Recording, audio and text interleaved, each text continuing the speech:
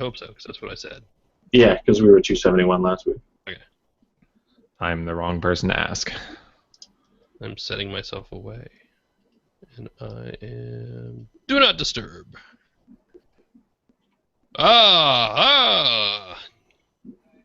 Hey there, everybody, and welcome to the Android Central Podcast. It is episode number 272 for Friday, January 29th, 2016. How goes it? I'm Phil Dickinson. Welcome back to the show. Once again, live this week. Semi-live, depending on how you're listening to it. If you missed last week's podcast, you missed a little bit of the news in that we are changing up the way we are recording a little bit, and that has also led us to change the time in which we are recording. So we're actually recording this on Thursday instead of our usual Friday. I think Thursdays are probably going to settle in. I don't know. Andrew, Russell, what do you guys think? I think Thursday's fine. A decent way to round out a Thursday. That also explains why Jerry is not here. Thursday is usually his day off, so we're absolutely working around Jerry, and we'll get him back in the mix as soon as we possibly can. So Jerry hasn't been fired. We haven't hidden him away anywhere. We just kind of screwed him a little bit. We haven't fired Alex either. He just couldn't be on this one either. So. Yeah, it was kind of a very last minute decision on our part. But Jerry will absolutely be back. We want him back. We need him back. So that is coming. That's something else we're dealing with. But anyway, so that's why we're changing our times around a little bit. And my kid broke her arm last weekend, so I've been dealing with that this week. And I don't have any real mobile stories to go with that. I tried to tie it in somehow, but I guess she's been using her phone left-handed now. She didn't get like a smart brace that lets you know her heartbeat and stress level and everything like that. They don't have those. They're not even gonna put a cast on her. So it's broken right here, right below the shoulder. Yeah, so you can't really cast. That was an impressive point in your arm to break. Yeah, it's pretty gnarly. So yeah, she's just been vegging out and all drugged up for the past few days. Doing better though, so we're getting. I would be too. Yes, absolutely. So that's why everything's been a little weird on our part, just for scheduling. But we are settling down again just in time to go to Mobile World Congress. By the way, that's Andrew Martinick and Russell Hawley. Hey. Hi. Hi. How are you? It's been a good week. I'm glad it's been a good week for you. I am glad. Sorry, I didn't mean that to sound so sarcastic. Glad you've had a good week, Russell. Today was the first day I left the house. Well, that's true. You had all the snow. Yeah, we had 30 inches of snow, so I just kind of stayed in the house. And today I finally got to leave and go out and do something. It's kind of been the big question. If I'd gone to New York like I was supposed to last weekend, would any of this happen? I don't know. I have no idea. Oh, I see. I think it probably would have still happened. Yeah, maybe. So, yeah, we've got Mobile World Congress coming up. We've got leaks aplenty and rumors galore. So I thought this week we might just kind of launch into some of them. What say you guys? It's kind of hard to avoid them. Nothing excites me like unconfirmed things to get excited about, only to be disappointed later. Well, you've been around here before. Yeah, it is that time of year again. So let's start with the biggest of the bunch, and that'll be Samsung, the Galaxy S7. First off, ain't nothing official, right? We don't know that this is the GS7, but it'll be the GS7, right?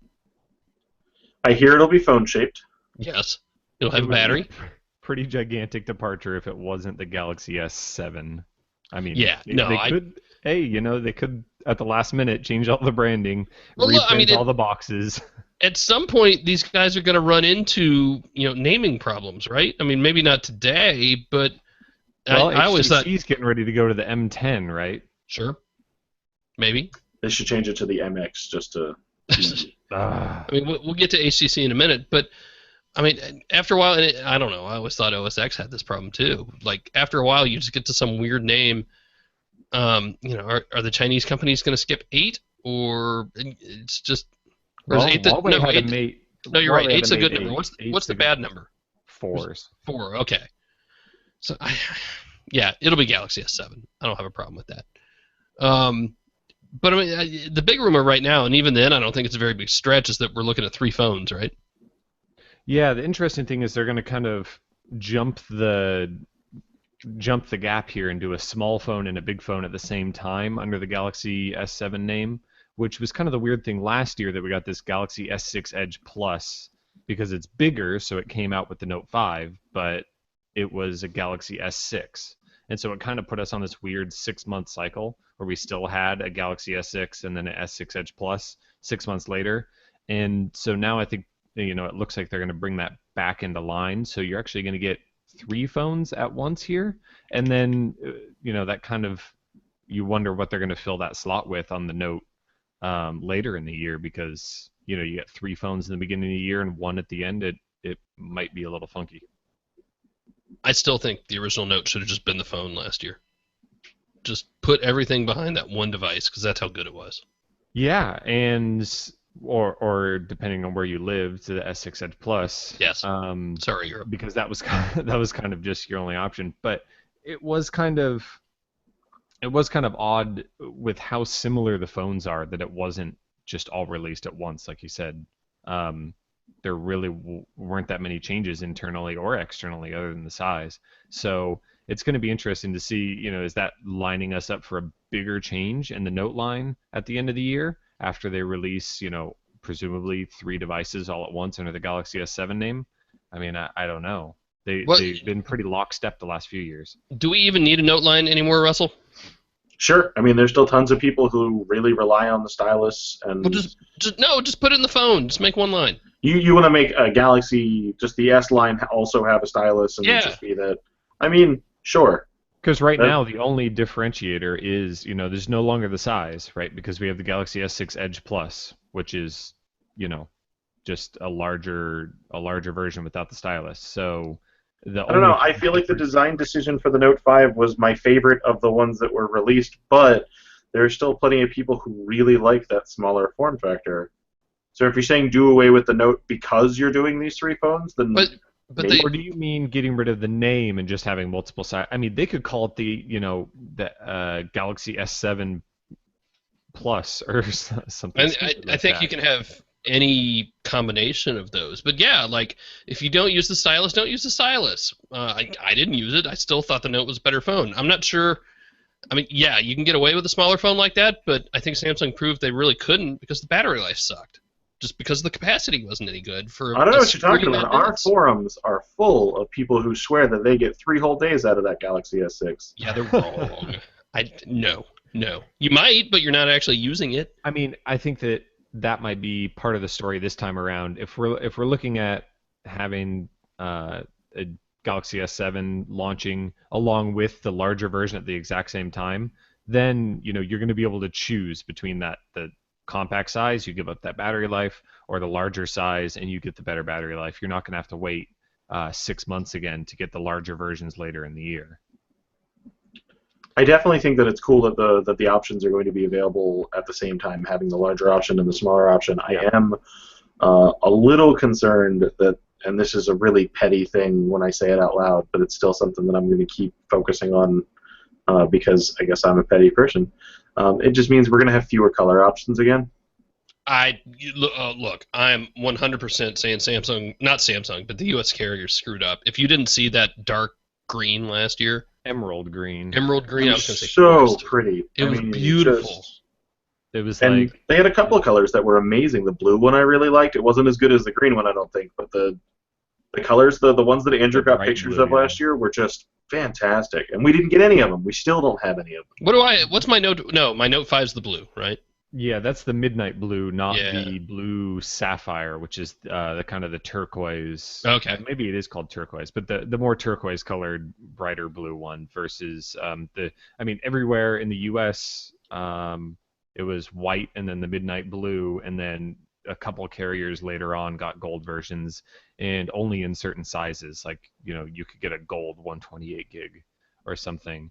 And I think that Russell's point is a good one, that when you have multiple, you're going to have 3 different versions coming out at once, you're just less likely to have multiple colors of each.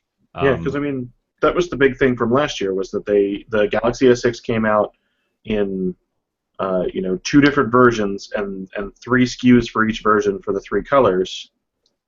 For each version, and so you just ended up with a tremendous amount of SKUs just to stock in a physical store. Was just impossible to maintain. And we already saw that they didn't maintain it, and they started dropping what a lot of places dropped the 64 gig, right? So they would only carry 32 and 128. And some places never carried the 128 at all. It was pretty much you would just go get a 32 and just be happy that you had two color choices. I don't know if it's going to be an interesting situation where, you'll be able to get the standard one in one color and the other one in the other color, and like the Edge version in the other color. This is part of the problem with having the regular and the Edge at the same time. Do you think we're going to see 128 gigabyte versions again? I hope so. It was a pretty so. constant complaint with the Note that we never got 128 gig notes. Yeah. I don't know. I never got anywhere near close to using up 128. I've got a 128 6P that has like 100 gigs free on it. Yeah. So. I mean, sure, there are plenty of people that aren't going to use them, but I think the people that go out and buy them, because it's the same thing with the iPhone. There's a small group of people that will go out and buy it just so that they never have to worry about it. And when we've got more and more phones shooting in 4K and supporting high quality audio, those people, their wallets are important. Yeah, I mean, my big thing is I would hope that if they're going to cut one of the SKUs out, they cut out the 64 like a lot of carriers did. A lot of people, most people are going to be on the 32. More people probably bought the 128 than the 64. Because if you're going to spend the extra money, you understand that you want the extra storage, you just go all the way to 128. And it's going to be a small number of people anyway. So I would hope that if they cut any of the storages to be the middle one, at least give the highest end people their choice. Sure. Yeah, I would go with that. That also brings in the discussion of SD cards at the same time. If they were to bring back an SD card slot, how does that change their standings about the internal storage? I'm still of the mind that, for a number of reasons, that no SD card is better. And I mean, we can rehash them yet again. Yeah, I mean, we can rehash them yet again. One, it's probably cheaper. 2, it's fewer moving parts, so it's just simpler. 3, SD cards are inherently unsafe. Now, that's a little bit less of a thing if you're using it as adoptable storage, right? Yeah. Okay. We can get back to adoptable storage. When I say inherently unsafe, I mean insecure, just because of the way normal file structures go when you're not dealing with. It's also less reliable. Yep. It's also another point in the phone that weakens the structure of the phone because it has to have another slot, and it's another point for water and dust and crap to get in. Here's what's going to happen. Samsung's going to put an SD card back in there, and people are going to put the cards in backwards. Hey, here's calling it now. Really quick tangent though. So on this Honor 5X, you have 2 slots because it takes 2 SIMs and an SD card, and you have a hell of a time trying to figure out which slots are which and which way the cards go in because there are these multi-use slots where it can be a mini SIM or an SD card and then the nano SIMs next to it. That's actually like a real thing. It's not that. Anyway. I mean, here it is right here. I don't think it's that. But you have 2 slots. Well, so, yeah, but normally you're used to 1 slot is SIM card, 1 slot is SD. Anyway. I mean, they're different sizes though. But that's the problem. I think like the it wouldn't hurt if they no. I mean, it wouldn't hurt if they labeled them a little bit. No. Anyway, I'm just saying. It's Samsung. People are going to be looking for something. They're going to shove the SD card in sideways or something, and. Well, of course, this is how it always works, right? They take something away, people are mad. They bring something back, and then people are going to have a reason to be mad about that. I mean, the only thing that you can say about bringing an SD card slot back is that Alex wrote about this week. It was really awesome, reminding people of this, less known feature of adoptable storage in Marshmallow, in which the SD card just becomes part of the internal storage. But of course, this is going to be the point where people complain because they're not going to maybe understand what's going on. They're used to being able to just take the SD card in and out. Right. Adoptable storage, you put the SD card in there and it is not meant to be removed because it is now part of the internal storage from a system standpoint. And you can't hot swap that in and out. You can't take it out and put it in a computer and pull off your files and put it back in there. And at that point, I understand why that's a cool implementation if like 6 months down the road you decide you want more storage and don't want to buy a new phone. But for somebody, if you're planning from the start, how often is is this adoptable storage with an SD card better than just having more internal storage? I don't think it is. I'd be I okay don't with think it that. is either. I mean, if you're buying a 32 gig phone planning to put a 64 gig SD card in it to use as adoptable storage, in which you're never going to take that SD card back out, you need to just buy the higher capacity phone from the start and not bother with, having an SD card that's going to crap out on you after 9 months of being used as adoptable storage. Which I wish we had Jerry on to talk about that. But I mean, here's the line from the compatibility. Was it compatibility definition document, whatever. I mean, this is what Google, if you want to use Google services, what they say you need to do. It says device implementations are strongly recommended, and these are quasi-legal terms that they are using, very specific terms. Strongly recommended to implement adoptable storage if the removable storage device port is in a long-term stable location, such as within the battery compartment or other protective cover. I would almost argue that's not strong enough. Right. I mean, for the reasons you were just saying. I mean, basically, what they're saying is, if it's under the battery cover, or which not a lot of phones have battery covers anymore, but if it's in a more secure spot like that, so like this Honor 5X, terrible for adoptable storage because the SD card slot shares a slot with the SIM, and there's a very good chance in which you are going to remove the SIM and at the same time remove the SD card, and bad things happen because you're not remove this SD card. I would argue that is not a long-term stable location. Right. So, and there's a lot of phones use one slot for the SD card and the SIM. I mean, I think about like the Shield TV that just has a little push button. It's not even behind a flap or anything. It's just sitting there. I think that it's going to take a lot of explanation to people, that people are used to being able to swap SIM card or SD cards, put them in a little adapter to stick them in their computer, etc. Repurpose them later. But this is not like that. You're committing this SD card to that phone. What do you think, Russell? Are they going to do it or not? I hope they do it. I think that there's, while you guys raise some pretty valid arguments as far as function, I feel like there are just way too many people who are going to want to take advantage of it. And I don't know what the solution is. Part of me looks at the Note 5, and there's no way I would ever see taking this design and including something that you can open and safely put an SD card in, and so that involves switching the design. And I really like the direction that Samsung went with the design for the Note line. I think it's unique. I think it feels comfortable when I hold it. I like it a lot better than I like the S6 line. I really hope that this is what we see at least for the next year from Samsung as far as their design language goes. And if that means not having an SD card, then so be it. Yeah, I hope so. I hope that they can stick on this design language as well, because I think it's what they did with the S6 and the Note 5 is too good to just scrap it for the next generation just to be different.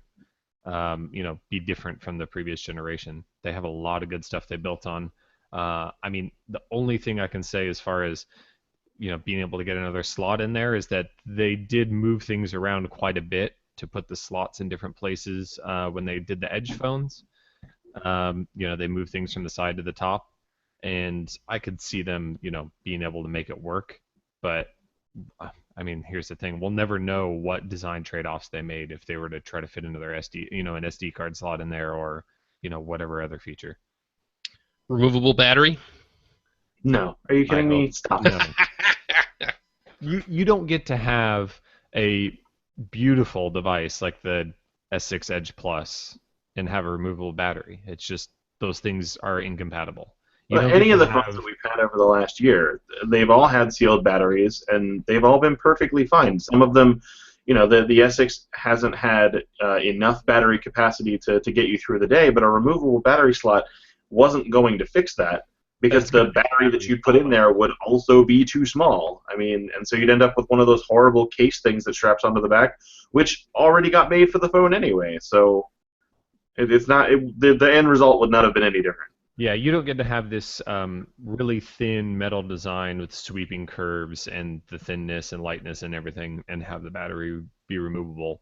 I mean, especially if that's going to give you like a 10% battery haircut or something like that. I mean, the Note 5 offers enough battery life, but if you were to trim that by 10%, it's all of a sudden you're back in a rough territory. So you don't want them to drop the battery size to get it to be removable. It's just not worth it. I picked up the LG G4 this week again and got it back in working order. Just it'd been a long time since I used it. We probably have the G5 coming into MWC, so I wanted to use it some more. And first, I miss the feel of this thing. But this has a removable battery. I have a spare battery for it. But my thing with removable batteries has always been, oh God, now I got to make sure it's charged. And you have one of those little charging docks. Yeah, and it's just one more thing to manage. For me, it's easier to just plug the damn phone in and charge it up if I need to, especially now that we have quick charge, and that makes such a difference. And I mean, I carry around a mobile battery portable battery when I think I need one, and it can charge my Note 5, it can charge my Nexus 6P, it can charge my hotspot, it can charge my friend's phone, if I'm carrying around a replaceable battery, removable battery for my Galaxy S5 or something, it can only charge that phone, and that's it. So here's probably the more interesting question to me, and we were, I think it was last night, we were all hashing this out a little bit. USB-C or no USB-C? I hope that they go forward with USB-C. And I mean that about all the manufacturers. I've been so happy with the way that it's worked on the phones that I've used over the past year. And I think I started using it a little earlier than everyone else last year. Yeah, you used it on the OnePlus 2. Yeah, the OnePlus 2, and then Asus had it in a tablet. So I had kind of jumped in a little earlier than everyone. But I'm really happy with the standard. I think they've done a lot of good stuff with it, and I hope that Samsung takes advantage of it. I hope so too. We were trying to talk about it. I brought up the point about Samsung trying micro USB 3.0 on the Note 4, and I thought that that showed that was a point where they jumped onto something. And even last year, it was a pretty big deal for them to jump on Qi and PowerMount wireless charging in the same device. But I'm wondering if that's maybe a situation in which they kind of got burned by micro USB 3.0 being, not adopted anywhere else in the world, and maybe that'll keep them from going to C. But I think that with other people getting out and getting USB-C first, maybe they're willing to do it. It's right on that. It's right on the edge there where they might not have seen enough adoption at the time that they started, having to put their foot down on the connector. Yeah. That they might have stuck with micro. And I mean, the problem with that is that if they don't put it in the Galaxy S7, it's probably not going to be in the next Note, which means we'd be waiting till this time next year for USB-C, which would be a bit much. I would like to see them be able to use the same Gear VR for the GS6 for the Note 5 as we use in this next, 10 months of phones. So you want them to keep micro USB? I tell you, I want them to use C, but I mean, I think it would be good for Gear VR. I think it would be good for VR as a platform to have that consistency running through one more generation.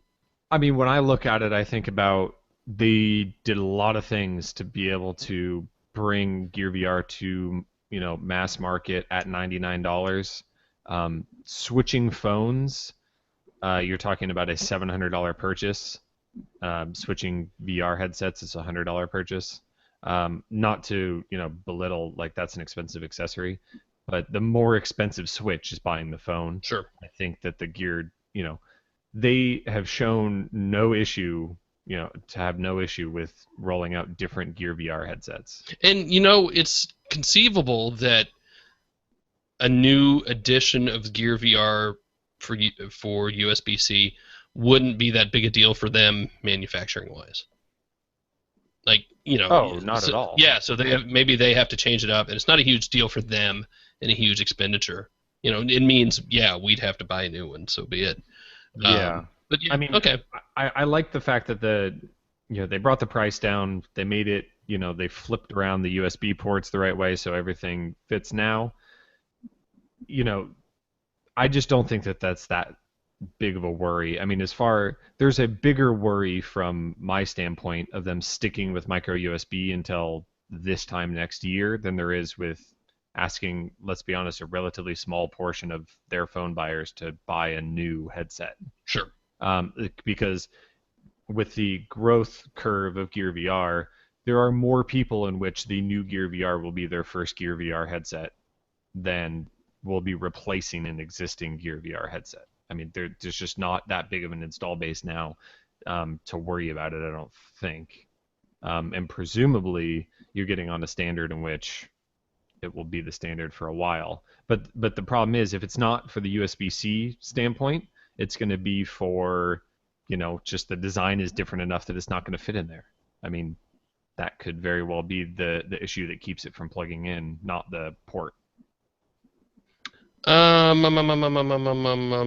about processor?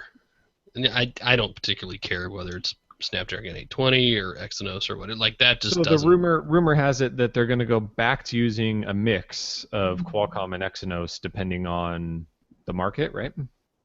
Yeah, because Samsung's actually doing the heavy lifting for Qualcomm this year for manufacturing the Snapdragon 820. And they manufacture a lot of other people's as well. Samsung knows how to make chips, whether they're own branded or somebody else's. I mean, if you asked me what was in the GS6 or the Note 5, at this point I'd have to go look it up. Like, it just hasn't affected me at all. Right. The GS6 was, it was just a notable change that it was all Exynos no matter where you went versus the Note 4, which was Snapdragon in the US and Exynos elsewhere. That is the case going back. And the only question about this would be, I mean, obviously Samsung has said over and over that, they compete with themselves. They're not going to choose their own processor or give themselves a good deal. These are very separate business units. They're going to fight with themselves over, if Qualcomm can give them a better deal on chips with good performance, and they don't think that they can do that with their own chips, to the same scale, why don't you just mix them up? But it's just very interesting that they would go back to it after, clearly having no problem making them for all of the GS6s and Note 5s and various variants all around the world all had the same exact processor. It's just odd that they would go back to it. I would love to know that backstory. RAM, do we care? I mean, it's just, I don't know. So this was a huge argument last year because Samsung put forward the Note, and there was an expectation there that it was going to be this performance powerhouse as a result, because a lot of people still don't understand how RAM works in Android phones. And it wound up that, because Samsung does things differently, that it felt like there were performance differences when it came to switching back and forth between apps on a phone that had 4 gigs of RAM. And you're talking software differently. Yeah, to the way that Samsung handles cache and things like that, and so I don't think that's going to be any different with the next version of the Samsung software. They're still going to continue to manage cache the way that they managed it with the previous version. We do have a lot of unanswered questions about how they're going to handle a lot of the new stuff that came from Marshmallow, and that could end up being interesting. But I think that RAM management is one of those things that is unlikely to change. I mean, the biggest thing we've talked about is you may not like how it works, but it's working as intended right now. They're getting the performance out of these phones, just talking about the Note 5 now. They're getting the performance out of that phone that they want to get out of that amount of RAM and that processor. You may not like how it manages things, but it's definitely working the way Samsung wants it to. And I mean, you just look at the difference. People kind of went crazy about how quick the Galaxy S6 was. This is before people started worrying about RAM as much. I guess the Note 5 really kicked that off, but the GS6 was extremely quick with the same amount of RAM as the Note 4, which is released 6 months earlier. But it's because they were doing different amounts of optimization on it, and people thought that was really awesome and it was super fast. And then all of a sudden, they turned out that they didn't like that. But if you were to say, okay, well, we'll do it the way you want it, but your camera won't launch as fast anymore, and your home screen is going to redraw sometimes, and certain apps won't perform right, people might not take that trade-off. But damn, that camera starts fast. It really does. I mean, It does a lot of things really, really fast that most people really, really want to be fast. I wrote Sunday about EMUI and why I think, all the weird stuff that goes on and all the weird alerts and notices. I mean, it really goes back to battery life at all costs. And it's almost like Samsung kind of does the same thing. It's like, okay, here are the things we want to work really well and really fast, and everything else just kind of has to take a back seat a little. I mean, I have no problem with that standpoint, actually. I mean, I get that people will disagree with it, but that's a decision. It's a decision they made for a reason. Because think about what the bulk of people do. They want to be able to double press that home button and have the camera launch and take a picture extremely quickly. If you see any Samsung ad, they pound that into your head as much as possible that the camera is extremely fast and extremely good, which we know to be the case. People want to be able to go to their, unlock their phone and have their home screen be really quick, have the settings be really quick, move between a handful of their, favorite apps quickly. The Note 5 does all that. The GS6 does all of that. It really only falls apart, in kind of more synthetic tests. Yeah. I think that's it for me for the GS7. I mean, I expect the display to be awesome, just because, right? I would expect nothing less. I mean, Samsung just completely kills everybody, and not to glaze over that, but like they're also good. I mean, there's still nothing like it. I mean, we've got the Galaxy S6 and the Note 5 and all the other phones that came out this past year. Like, there are a couple that are pretty good, but none of them are on a level to actually actively compete with what Samsung has done with their displays over the last year. Mm-hmm. We talked a little bit. I wrote a thing a couple days ago about security updates, just because Samsung is one of the few that has, consistently put out a blog post every month since we started doing these monthly updates. We just haven't necessarily gotten the updates on the phones, and they're not the only ones who are guilty of this. HTC's done the same thing.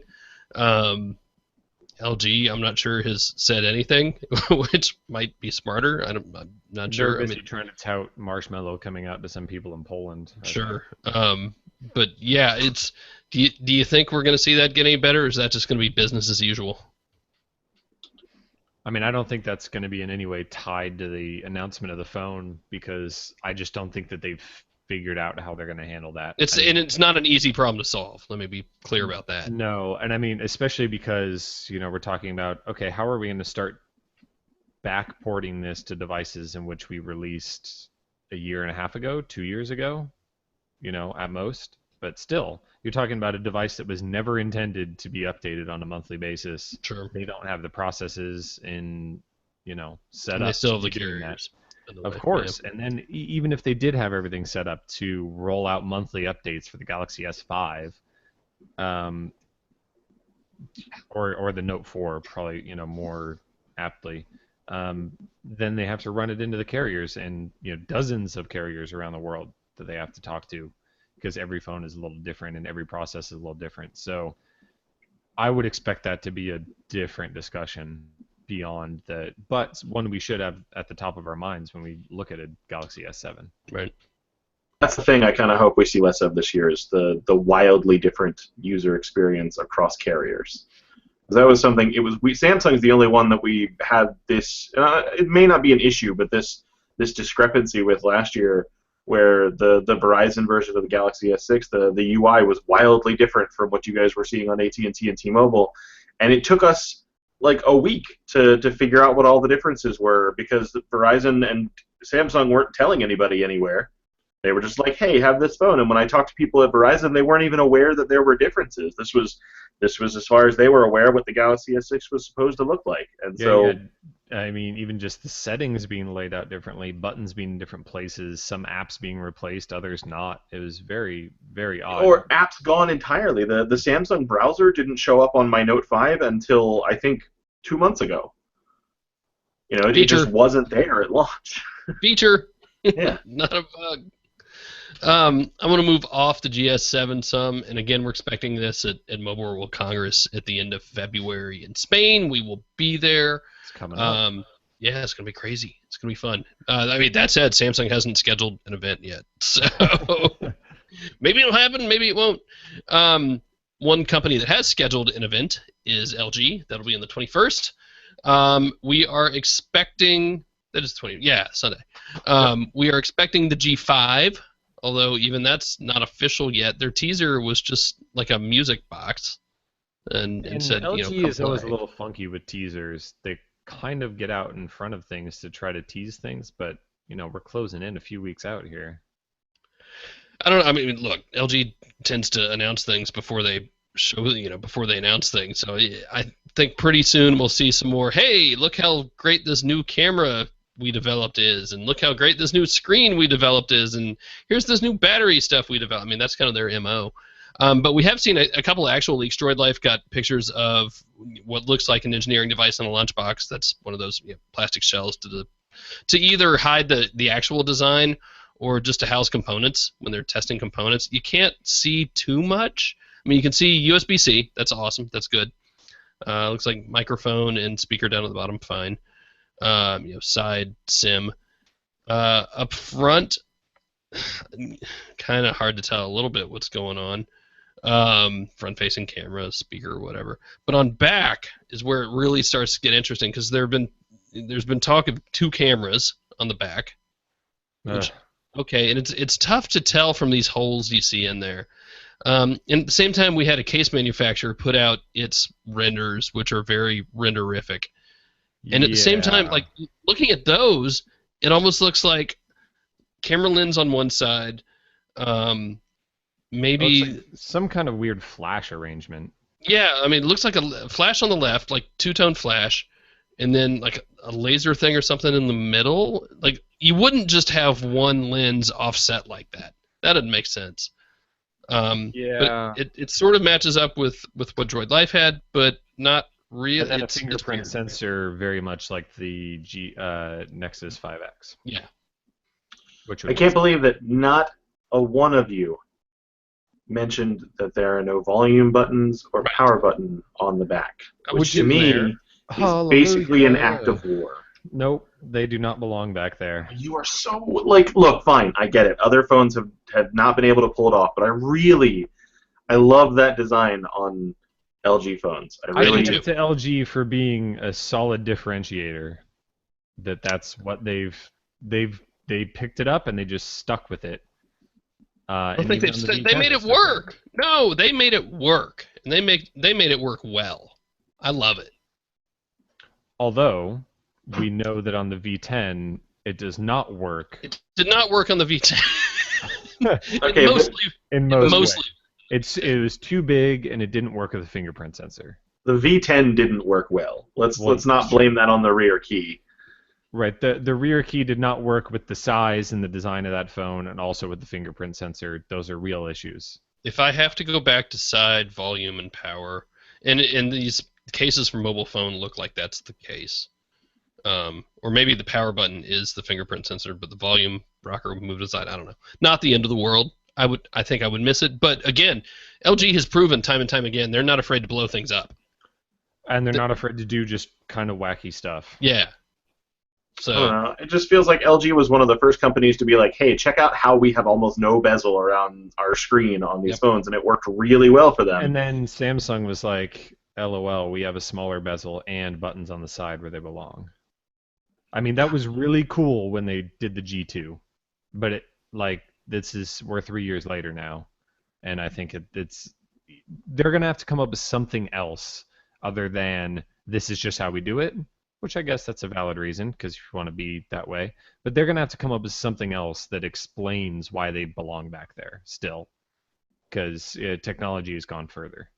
I haven't really seen anything in any of these leaks that get me excited yet, which is fine. That's not a bad thing. That's just saying not a whole lot is leaked yet, so that's good. I mean, the camera stuff will be interesting. But with LG, we know you're going to get fast hardware. Hopefully, it looks like they're a step away from plastic and things. But yeah, the software is the big question. Nobody's questioning that you're going to get a great camera experience from an LG phone nowadays. They're questioning whether the software can step up its game. It has to. It really does. I mean, it's funny. Every time I pick up the G4 now, I'm like, oh, I miss this phone. I really do like this phone. I could probably go back to not having a fingerprint scanner just because I love the size, I love the feel of it. But then like the Wi-Fi cuts out. Still, Yeah, well, it's still not on Marshmallow. I mean, I expect the G5 to launch with Marshmallow, but it's like just come on. They're so close. Again, but not quite. Come on, LG. yep. Who else? HTC. HTC. Evan Blass, EV Leaks, had some M10 stuff today, actually. Marshmallow, Sense 8, neither of those are a surprise. 5.1 inches, that could be interesting. Yeah, I mean, HTC has kind of kept it, I mean, just in general, has kept its screen size down, but to go down and stay down at 5.1? They're also talking about a design that is kind of similar to the A9, which... And we have very much heard the same sort of talk, yes. I'm a fan of that. I really liked the design of the A9. I mean, I just didn't like how flat it was. They made it work. I mean, so the flatness worked because it was so small. I don't know that if it got bigger that would work. Yeah. So is that kind of indicating that HTC has actually sold a decent number of A9s? I think that would be pretty cool if that were the case, but... I mean, do you really think that they would stick with that same design? I mean, I guess they're a very proud design company, but you really think that was probably stay with that design if they didn't see it working? I think that was decided before the A9 went on sale. The A9, I mean, it's been, we're talking like 2 months. No, it hasn't been 2 months, has it? That was back in October. Okay, November, December. We're in January, so 3 months, but still. That's what I think. So yeah, the decision would have had to have been made beforehand. Actually, the big question here is with the M10, like HTC hasn't scheduled anything either, and we don't know that they're going to. So the bigger thing is, how is this actually going to work? How is it going to be marketed? How is it going to be actually sold? I mean, that's always been their problem, right? Yeah. It hasn't necessarily been the product. I mean, sure, the products have had issues, but they've underperformed in the market relative to their quality. I don't know that was true of last year. The M9 had some legitimate problems when it launched, and they have never really got fixed. Yeah, but do you really think that... Well, I mean, I guess we don't know raw sales numbers, but... No, I mean... You just don't see them in the wild. The phone doesn't really exist the way... Definitely not the way the M7 did, or even the way the M8 did. Well, and a little bit of inside baseball, but I think what they present to reviewers needs to be more finished than what we saw last year. That was a big part of the problem, was we had all these mixed messages about what was finished software and what wasn't. And the timing of all that got really weird, and just they can't afford to have that sort of message again. It's got to be consistent, whether it's consistently good or consistently bad, I don't know.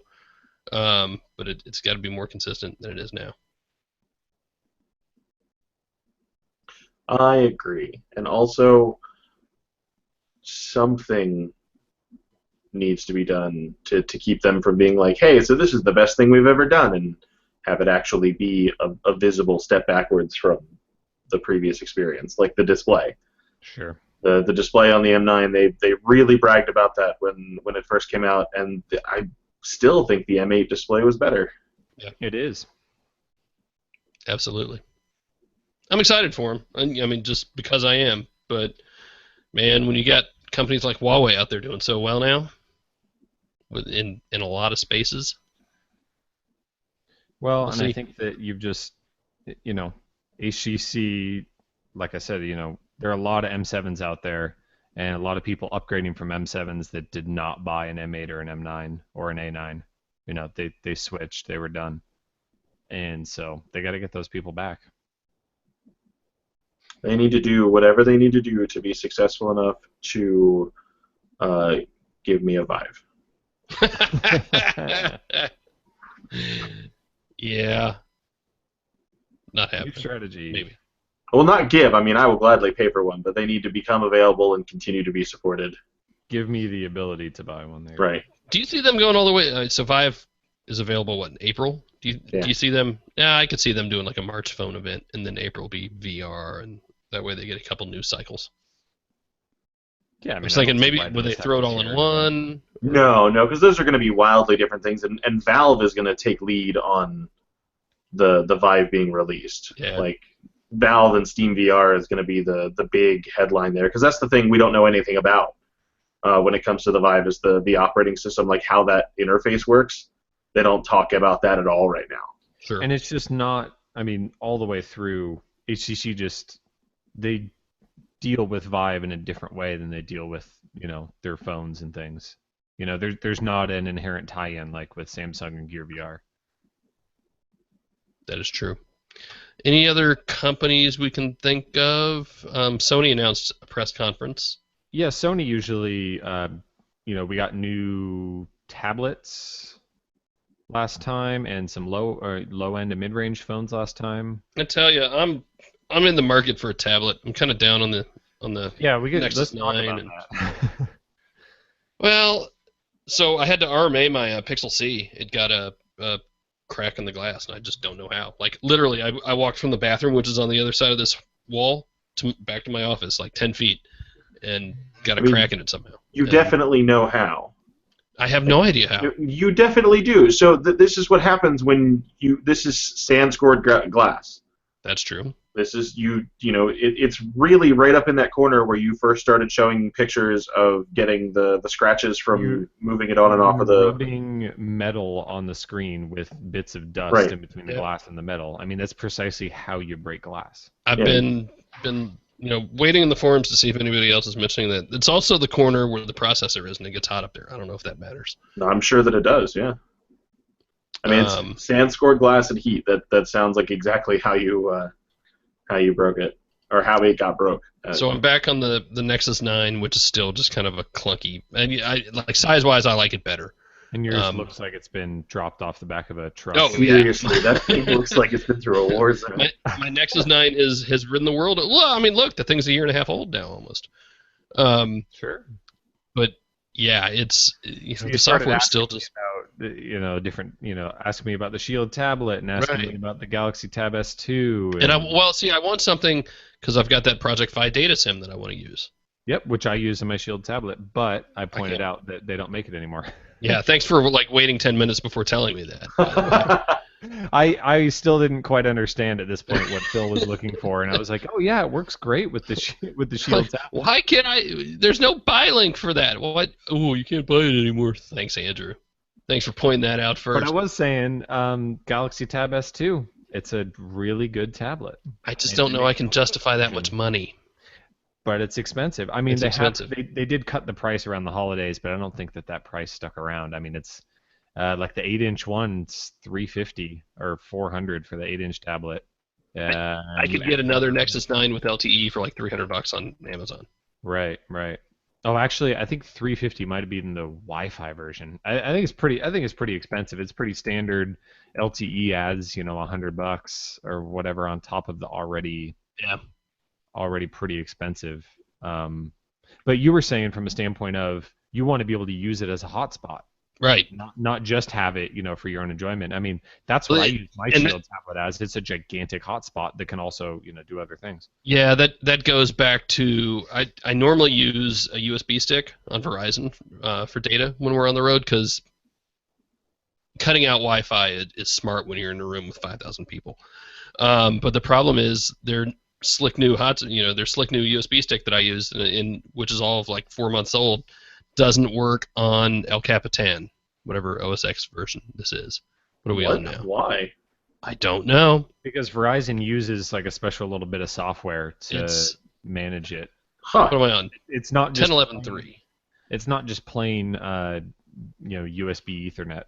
They have a little bit of control manager or something or another. But that's what this was. You plug it in and you pull it up in your browser. You don't need their little Verizon software anymore. Mm-hmm. I think I saw somebody said something about the way it's signed for USB is different now, or the way OS X handles it in LCAP. So it doesn't work, and Verizon's still selling them. So it's not 9.7-inch Tab S2 with LTE is $500 if you buy it from AT&T. Right. Well, that's the other thing. Like, so I just wanted to unlock contract or something. Yeah. It's going to be like $650 probably. Exactly. And But I mean, this is the problem. I mean, we talk about not having unlocked phones. Like unlocked LTE tablets are really the unicorn. even worse. Because people, other than the iPad, people don't really buy LTE tablets in any decent volume. Well, I mean, because you're talking about a subset of a very small number of devices anyway. But the only way AT&T gets people to buy them is they put them on their plan for $25 a month on installment or something. They're not trying, Samsung's not selling Tab S2s direct for $750 or whatever. It's just it's a losing proposition for them. I haven't quite gone that far, but I'm not going iPad. I'm just not. I mean, I should get a new one to have around. But fantastic hotspot. What's that? I said an iPad Mini is a fantastic hotspot. Yeah, it is. I mean, that's the thing. They have strong radios, huge batteries. But in the same way that my Shield tablet's a great hotspot too. I don't know. What's the iPad Mini 4? Are we up to the fourth one already? Yeah, but that's They the skipped thing. If 3. you just want a hotspot, you buy an iPad Mini 2 for $200 or whatever. Yeah, I don't want an iPad. I really don't. Yeah, but that is the whole point. You want something that can pull double duty, and like you said, at this point, I don't know. Buy a Nexus 7 LTE or something for $130. iPad Mini 4 is $529 for cellular. Yep. iPad Mini 2. Can't believe I'm saying any of this out loud. It's so wrong. In a recorded environment. I know, right? I don't know. It's $449. It's not that much cheaper. So. Oh, okay. Yeah, Nexus 9 I can get cheaper and actually use. I'm just gonna sit on it for a while. I think. There's the question: if they came out with an LTE Pixel C, would I get it? No. Why? No. Because the whole point here is that you're consolidating, right? You're having two devices that you would normally use consolidated into one. Adding LTE to a Pixel C is adding one device that you would use to one that you do not want to use. That's true. I mean, and you are a person who carries around a tablet. Yeah. I like tablets. I like using tablets. I'm not a person that carries one around normally. It's just I like traveling with tablets. Pound in my bag that I don't want. Anyway, let's do some Q&A. Let's solve Phil's problems. Is there any other shopping we can do on the podcast? Do you need a new hat or? I do actually. I need some more pants. We'll tackle all that on next week's podcast. This week we discuss Phil's pants. Let's do some Q&A. And by the way, I think we can do a couple of emails too. Podcast@androidcentral.com. Now that we are getting back into a relatively consistent swing of things, send us your email, send us your voicemail, record your voice, and send it in. Podcast@androidcentral.com, and we will get to that. But first, Q&A. Aaron wants to know: I had an AT&T Note 4 on Cricket, and I never got updates until I got a prepaid GoPhone SIM just for the 4 updates. I was behind. Yeah, AT&T is weird like that. They need an AT&T SIM to get those updates if it is an AT&T phone. Verizon's the same way, but Verizon's different just because. But yeah, I hate that. Like if I you didn't can't think it was still that way, but it is. Yeah, if you can't update without a SIM in there, just no. And again, buy Nexus, right?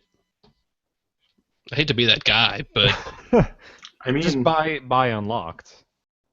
Don't that's one thing you can say to Aaron is, you bought an AT&T phone. You may not be using it on AT&T. You're using it on their prepaid Cricket carrier, right. But you bought an AT&T phone. Look at the back of the phone. Okay, but how is an average sucks. user supposed to know that? Like, they're not. They walk into a Cricket store. There should be some kind of expectation there. Well, there are no Cricket stores. Kevin says, I'm late to the show. I would like to ask Andrew if his opinions have changed somewhat about the Honor 5X after using it a bit more. I'm reading the rest of the question. Oh, okay. And are there any rumblings about Marshmallow? Yeah, I heard an update may drop the 31st, but is EMUI BAD? No, my opinions have not changed. I mean, I used the Honor 5X for like a week and a half before writing up the review. I feel the same now that I've been doing comparisons to like the OnePlus X, the Zenfone 2. I'm going to do a comparison to the Moto G. It just has not changed. The software is still really clunky, and the performance is just not very good, and the camera is just not that great. So it stinks because the rest, everything that I did not just list there is great. So the screen is good, the hardware is good, the internals should be capable. There's no reason why a Snapdragon 615 should be this laggy and slow. It's not on other phones. I mean, the Snapdragon 615 is not great, but it's not this slow. I tell you, Yes, Marshmallow is coming, but until it arrives and we see that it's dramatically changed everything, we don't know. I could come around more to EMUI just as a user interface, except for all those things, like on top of just an okay camera, and I completely agree that it's laggy because of the way it's set up. Like I could come around. Yeah, I'm real close to like wanting to like this phone. I love the hardware. I think it's great hardware for a $200 phone. But yeah, and I don't have a problem with the design of the software. Like they should be commended for the fact that you go anywhere in the software and it's all consistent and it all looks the way they want it to look. It's the problem is how it works. Yeah. I mean, I have no problem with it. I mean, the thing ships with Google Keyboard and you can put a launcher on it. Like that gets rid of a lot of the stuff that people may not like at first glance, but it's the things you find out that you don't like 3-4 days into it that you just can't fix. And on the other hand, it has fingerprint, and I don't think any of the other picks, like on our best cheap phones list, have that yet. You don't get a fingerprint at this price, fingerprint sensor, but I would gladly take putting in my PIN or pattern every single time to unlock the software on the OnePlus X and use that every single day because it's fast and really, really good. So, I mean, it's nice. You get a lot of value in that hardware, but I really wish that they would have spent money, on the performance side. Denny thinks 128 gigabytes is a waste in a smartphone. I use 64 gigabytes, and I think most use that size or 32 gigabytes. You have to think of price as well. Look, I mean, these manufacturers know what people are buying. They know what people are using. They know how much storage people are actually using on these phones. You ask anyone who actually works for any of these companies, and they'll tell you, yes, for most people, 128 gigabytes is way too much. And that probably includes me, for that matter. Also, when you utter the sentence, I use this, and I think that's what everyone else does, you're already wrong. Yeah. That you need some data to back it up. Ask anyone at any kind, anyone who deals with that sort of thing. They know. I mean, I think that specifically talking about Samsung not having the different versions available, I think that was more of just, it's really hard to stock like 10 different SKUs of every phone in every store everywhere around the world than an issue of nobody's buying it, so we're not going to sell it. Oh, yeah. Because, you have to keep in mind that, like, Verizon and T-Mobile and Sprint, they buy these phones from Samsung and then put them in their stores. So they have to make a decision based on what they think is going to sell in a reasonable quantity. And I think it's sad that we didn't get, like we did with previous Samsung phones, where, like, Best Buy got a special color 3 months later or something like that. And, a lot of this would be, I don't know about solved, but mitigated if Samsung just sold that unlocked US compatible version right from the online store, and they don't have to stock a store. You could pick out your emerald green 128 gig and have that shipped to your house. I mean, in 2015, the only unlocked one we got in the US was an AT&T and T-Mobile compatible blue 32 gig GS6 was the only phone you could buy unlocked. And that's just not they could kill two birds with one stone if they were to ramp that up. I would really love Samsung to do that, but they're not gonna. Remember when they were doing developer editions on Verizon? Yep. Mm. And I mean, their online store is good for everything else: buying tablets, buying accessories, buying laptops, phones from carriers. But like I said, one color, one version of one phone unlocked is not the way to do it. Joe wants to know, out of name brands, do you think SanDisk is to blame for people believing SD cards will fail? What? No. No. Absolutely not. SanDisk wants you to believe that their cards will never fail. I'm going to totally jinx myself here, but I don't think I've ever had an SD card just flat out fail on me. Is he trying to say that, SanDisk trumpets their own quality so much that they make it seem like all other non-SanDisk cards will fail, and therefore people have bad feelings about SD cards? No. I think that's maybe his angle, but I mean, that's just not a real. I mean, of course, some percentage of every manufacturers are going to fail. They are it's just all small. about quality assurance. Yeah, they're small, cheap, mass-produced things. Well, and SD cards are designed to fail over time. That's how flash storage works. And that's part of the reason why adoptable storage is worrisome, because it's now part of your phone and it will, statistically fail more often than the internal storage in your phone, and there are problems with that. But I don't think people are worried about SD cards failing. There are other issues with SD cards beyond them failing. Joe also wants to know, if Google is seriously concerned about fragmentation, why doesn't it give manufacturers early versions of the newest update, like they did for the Nexus manufacturers? Notice how LG and Huawei have Marshmallow and other devices. They do. All of their partners have access to an early channel for software, both for major version updates and for their monthly security patches. We get an email all the time now saying that our partners have had access to the software for X number of days when they tell us about an update. So that already happens. And he notes LG and Huawei having Marshmallow out. LG and Huawei have like the smallest rollout of Marshmallow available. HTC crushes them on the number of devices that have Marshmallow, and they don't. And again, remember, make a phone you have the Mate 8 over here with one version of EMUI that is on top of Marshmallow, but is more broken than 5.1 on the Honor 5X. So and Phil's G4 is still running Lollipop. Yeah. But you can go buy an A9 with Marshmallow on it, or have an M9 that was updated to Marshmallow. Yeah, look, HTC did well there. Yep, absolutely. It'll be interesting. Our pal J.R. Rayfield does his update report card, and I kind of think, especially now, it's sort of a moot point, because manufacturers are they're kind of playing both ends against the middle a little bit. Like, yeah, it's like pushing out Marshmallow to one region or one country in one region. We did it first. Yeah. Poland. Yeah. Great. I kind of feel the same about congratulating Huawei on fixing EMUI, fixing Google notifications on the Honor 5X. Congratulations for doing what you should have done years ago. And they're still kind of funky, but yeah. They We need to keep some perspective on this stuff. Yeah, making things less broken is not really cause for applause. I think that's going to do it for the Q&A. Derek has a good question. Do you guys know of any unlocked phones that support AT&T enhanced LTE services like VoLTE?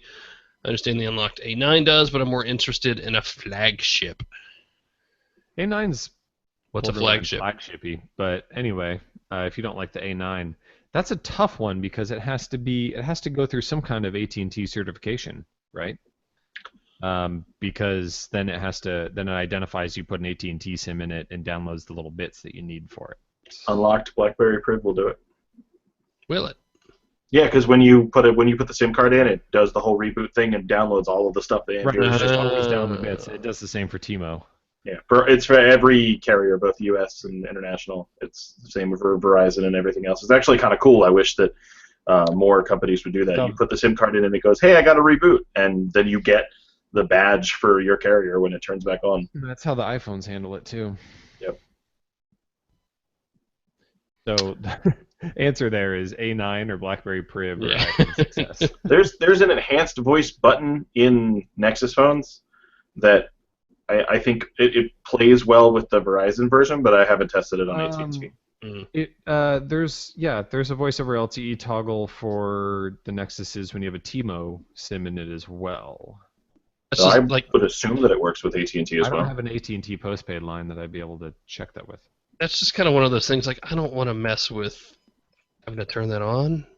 I'm lazy now. Yes, enhanced 4G LTE mode. Use LTE services to improve voice and other communications. Recommended. But that was the thing.